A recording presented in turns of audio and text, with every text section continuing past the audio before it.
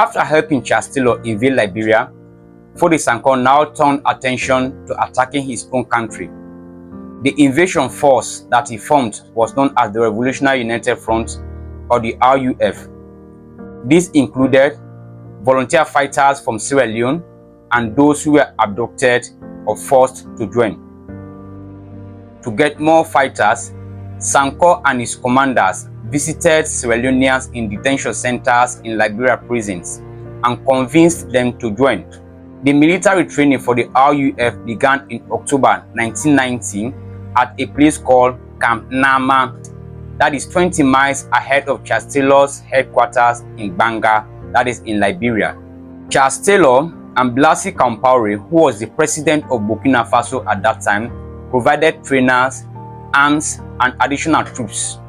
According to the Truth and Reconciliation Commission, that is the TRC, states that the initial Sierra Leoneans that were trained were about 400, but at the time of the invasion, their number rose to 2,000.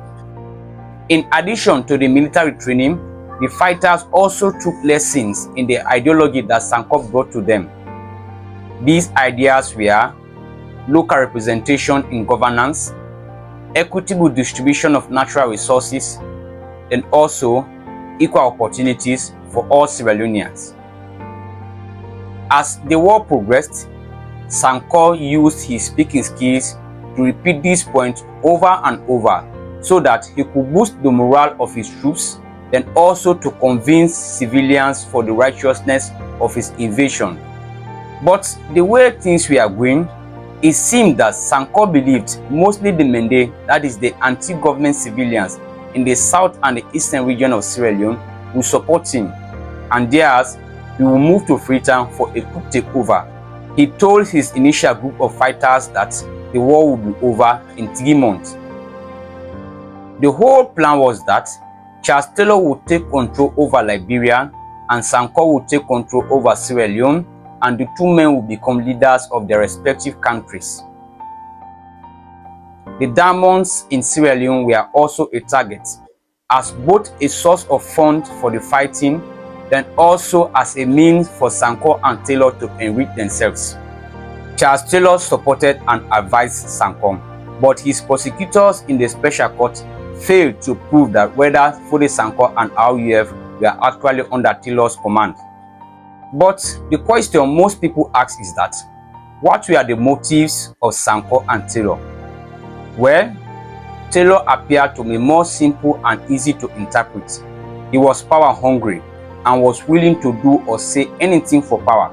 Foday Sankoh seemed to be confused. It appeared as if he was fighting for evolution and really cared for the people of Sierra Leone, while at the same time ordering the amputation and killing of civilians. Charles Taylor appeared to be more articulate than Sankoh. When people accused him of his wrongdoing, he would use his speaking skills and quickly deny what they said and turn back the argument to those who accused him. While Foday Sankoh, on the other hand, spoke with vague promises, lame excuses, and the continual recitation of his revolutionary goals. As time progressed, the statement and argument of these two men appeared to be unrealistic to the people. But many people actually believed them, while others benefited from their campaign. Then also a lot of citizens were afraid of them, then others had reasons not to intervene in the fighting. All of these reasons kept the two men fighting for years. Both sides in Sierra Leone and Liberia actually employed violent tactics like looting, raping of women, use of child soldiers, and then also the killing of civilians and prisoners. But Sankoh and Taylor actually understood the modern warfare, while many fighters did not. So, it can be argued that these two men exploited their fighters' ignorance. After the war, many players were rightly convicted and imprisoned. But the question many people seem to be asking, were Sankoh and Taylor actually monsters like other monsters? The truth is, both men had no sympathy for the people and the fighters they were using. They just cared about their selfish goal while taking advantage of their people and the culture. So you can follow me for more stories about the Sierra Leone Civil War.